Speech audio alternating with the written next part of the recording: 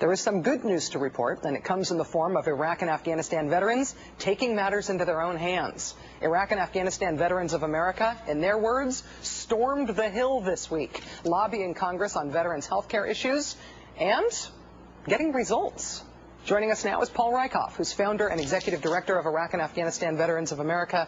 Paul, thanks very much for being on the show. My pleasure, Rachel. Great to be with you. I want to hear about these results from storming the Hill this week. What did you guys accomplish? Well, we took dozens of veterans from around the country and brought them to Washington for a week of meetings. We went with over 100 lawmakers. We held 2 press events to tell lawmakers what our veterans, troops, and military families need. We highlighted the need for a focus on the new GI Bill's proper implementation, the need for mandatory mental health counseling, and we called for advanced funding of the VA, which is critical. Every year the VA budget is late, and VAs around the country are forced to ration care. So we're happy to see that Congressman Filner and Senator Akaka stepped up today and introduced a new piece of legislation that has bipartisan support that will provide advanced funding for the VA and get veterans hospitals, hundreds of them around the country, the support that they badly need. So the idea is that whatever the veterans' health funding is going to be, you decide it a year in advance, just so that you can plan better, so you can have a more rational system. Are there other parts of the government that are funded this way?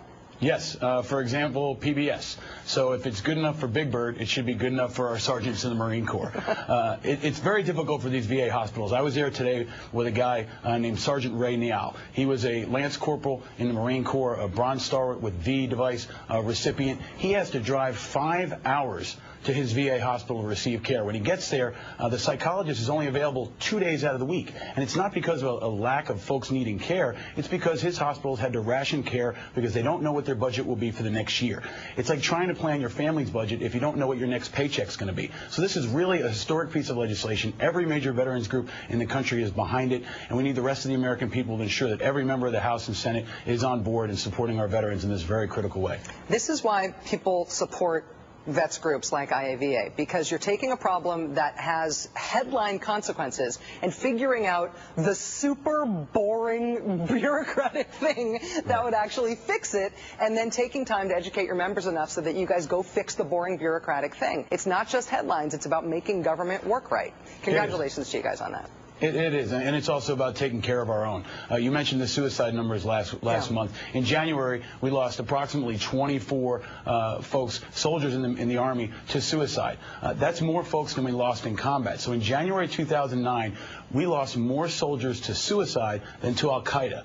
I mean, that is a really, really troubling number. We've got to get ahead of the curve. The Army needs mandatory mental health counseling by qualified mental health care professionals. There's a shortage of them at the DOD and at the VA, and we need the American public to really rally behind this. If we lost that many soldiers to an enemy weapons system, the entire country would be outraged. The Pentagon would be scrambling to do something about it. We need the same level of urgency around these suicides. Well, Paul, reading Mark Benjamin's reporting in Salon.com this week, and it is incredible reporting, he consistently reiterates that the Army feels like they've got stuff to brag about in terms of how much they've improved on mental health issue. They've got a 24/7 hotline. They've hired more people. They think in terms of the way they handle this stuff that they've improved. But the outcomes just keep getting worse. Does that mean that the mental health situation among veterans, among recent veterans, is just so bad that no matter what the Army does, they can't keep up with it? Or what's going on here? Well, they're definitely playing catch-up. I think the Army realized that they've got a very serious situation here. Tomorrow, they'll be doing a stand-down around the country for every Army recruiting station. They will take a day off, do some suicide prevention training because suicides have been very high in the recruiting command.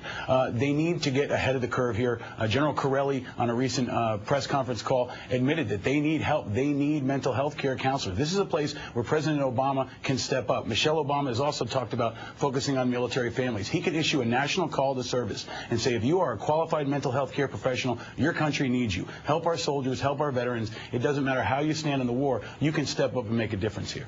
Paul, last question for you. Last week on this show, we talked to Michael Hastings, who's a journalist who'd just been on Afghanistan. He was embedded with U.S. troops on the Pakistan-Afghanistan border, and he talked about spending a night on the border, watching the Afghan border guards who were with U.S. troops there, smoking hash all night, waiting for the Taliban to attack and cross back over the border into Pakistan. We got a lot of response from serving members of the military to that piece.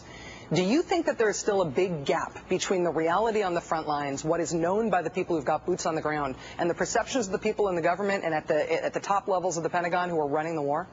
I think that there's always a gap. There's always a gap between the policymakers and what we'd call in the military the ground truth, what the grunts are seeing on the ground.